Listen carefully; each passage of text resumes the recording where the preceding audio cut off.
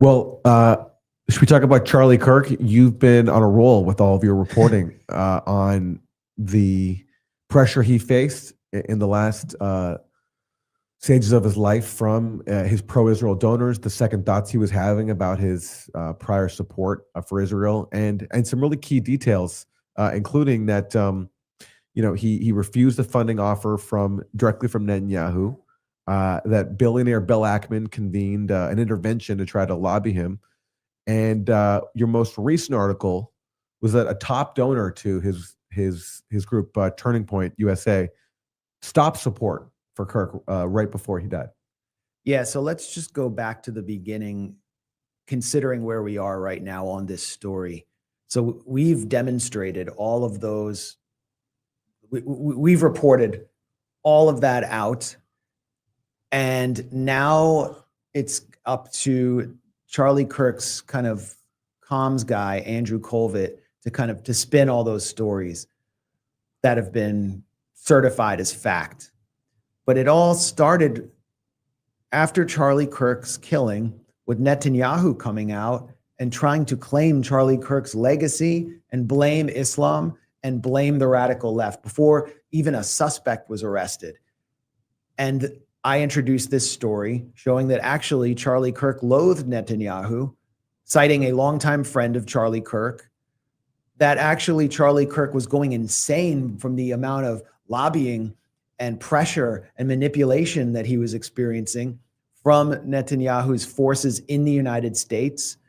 And it was all borne out by Charlie Kirk's public statements. For example, he made one very important comment with Megyn Kelly on, I believe, August 6th of this year.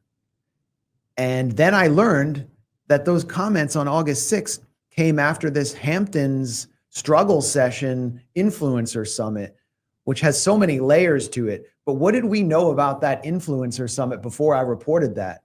All we knew was what Bill Ackman said, which is, I was lucky enough to share a meal with Charlie Kirk.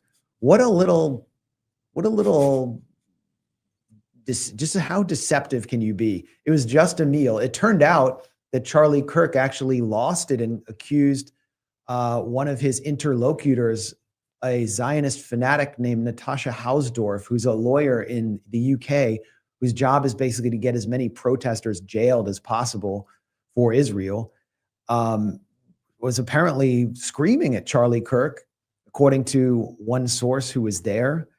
And he said that would be this is like moral blackmail.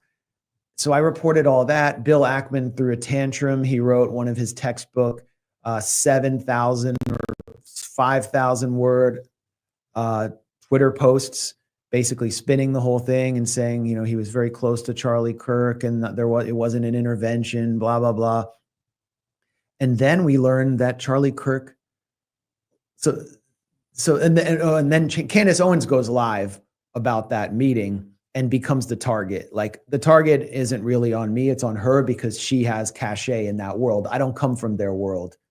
I'm just gathering sources there. She becomes the target of like the entire Netanyahu apparatus in the US. When I say Netanyahu apparatus, I mean like it is representing Israel, but it's a faction within the Israeli power structure that has embedded itself into the Republican Trump wing of the Republican Party. And we now know who they are through my follow-up reporting to the second piece. So the third piece I did, it's two parts. First, Charlie Kirk lost his biggest, probably his biggest donor, one of his biggest donors. And there were rumors about it. I was hearing people say in his camp that he had lost a big donor. And I got a tip on who it was from a TPUSA insider.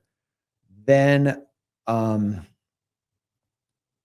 I heard from a separate source who attended a gala dinner in Los Angeles that this donor, whose name is Robert Shillman, very appropriate name. They've always got a name. It's like, that matches the persona. Yeah. Why don't you call him like, Seymour Kleptowitz or Land Theftowitz? Yeah. I mean, it's just too appropriate. Bill Ackman's almost kind of like very, Yeah, it's alludes to- benign in comparison. It's very and it's kind of evocative in a way. But anyway, so I find out that Robert Shillman at this banquet had actually complained about Charlie Kirk and said, this was on September 6th, 4 days before he was shot, that he was defunding him. He was not going to fund him anymore, and he was going to be contributing elsewhere. So I called up not only Robert Shillman, who hung up on me when I asked him about his comments, but the president of that organization, the American Freedom Alliance, who got really upset with me and hung up. And then I called the MC of the dinner, who said that, I can neither confirm nor deny, and you could tell he was really nervous as well. So I went with the story. And then since then, Laura Loomer has been kind of like trying to find some avenue to attack me, because she's a Shillman fellow. She's a Shill woman. And Shillman was one of her longtime backers. And she's now claiming, which is really interesting, Laura Loomer, I mean, this is someone who's actually like making personnel decisions inside the Trump administration, and is very personally close with Trump. Maybe, I don't know, in some ways closer than Melania is. And she made an effort to kind of distance herself from Shillman, which is interesting because if you look at Laura Loomer's Twitter activity after the TPUSA summit in Tampa, Florida last summer in July, when Tucker Carlson got up on stage and mocked Bill Ackman as a scam artist and said, Americans who go as foreign fighters for Israel should have their citizenship pulled, and Epstein was a Mossad agent. Everyone was saying that on stage. Loomer just went off on Charlie Kirk and said he talks out of both sides of his mouth. He can't be trusted.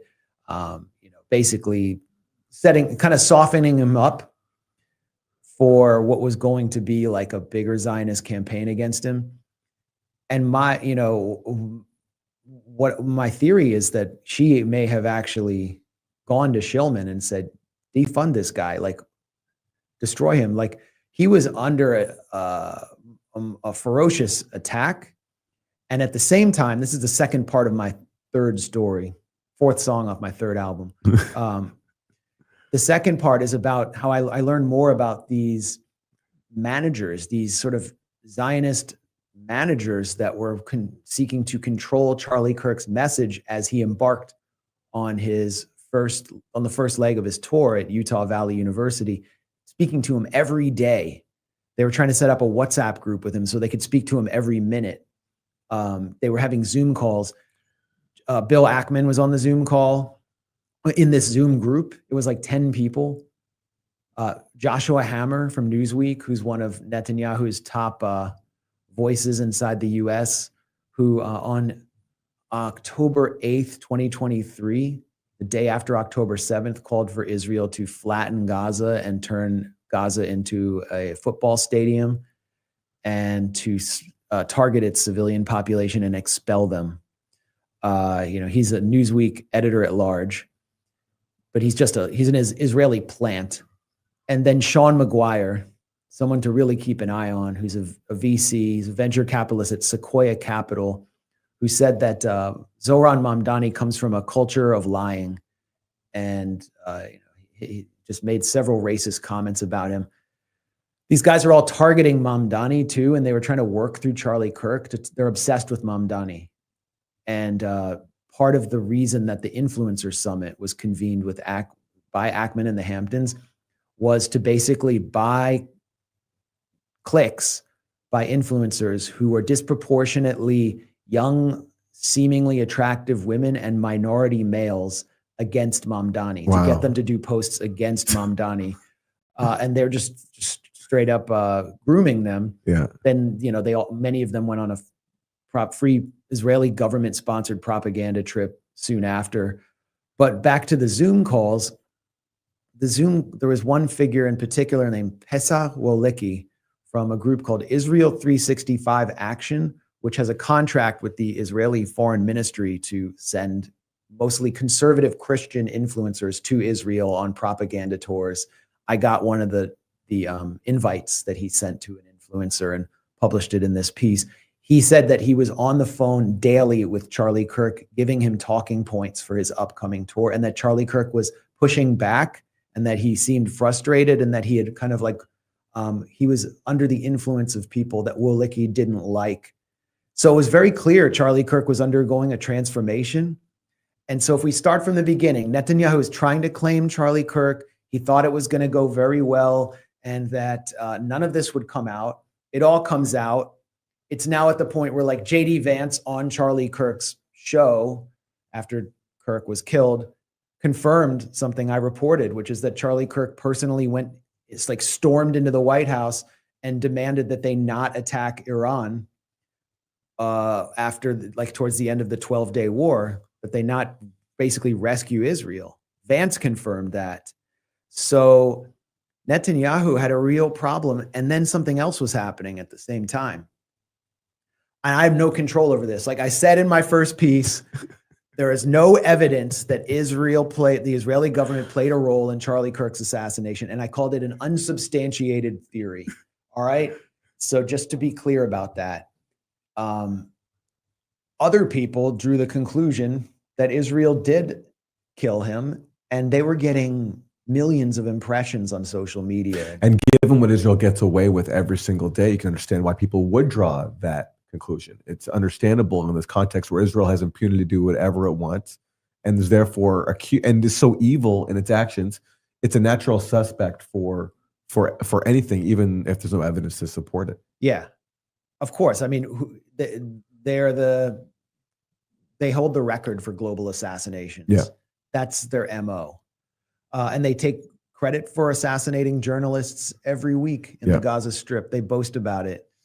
But this provoked Netanyahu not once, but twice, the second time on his personal prime minister social media channel, to declare, to categorically deny that he assassinated Charlie Kirk. I mean, when have you ever seen a foreign leader come out on his own volition and volunteer that he didn't assassinate a U.S. political leader? Yeah. It's never happened before. Yeah. And so many people actually took that as a confession of guilt. I saw it as, for once, Netanyahu may not have assassinated someone, and he just wanted everyone to know that for once he wasn't guilty.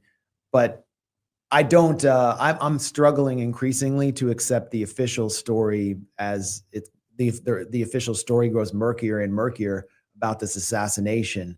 And I'm just, I would like to see a better investigation and more evidence. And the internet is definitely not buying it. So these theories are going to abound and run wild. And, you know, for all I care, you know, I really don't care if people blame Netanyahu or not. I just don't have any evidence of that. Ben Shapiro also came out and denied that Israel did it. Yeah. How would he know anyway? Yeah. I mean, he's just a tool. But this is this was deeply, deeply damaging to Netanyahu's PR and his ability to claim Charlie Kirk's legacy. And why did it matter so much? Because Charlie Kirk stood atop the last base of grassroots support that Israel commanded inside the United States. And it's falling apart. There's a conservative revolt against Israel and Israeli influence inside the US. And they need that base because they need those young white Christian men to go to war for the self-proclaimed Jewish state. Yes. Yes. And that to me is the significance of your story.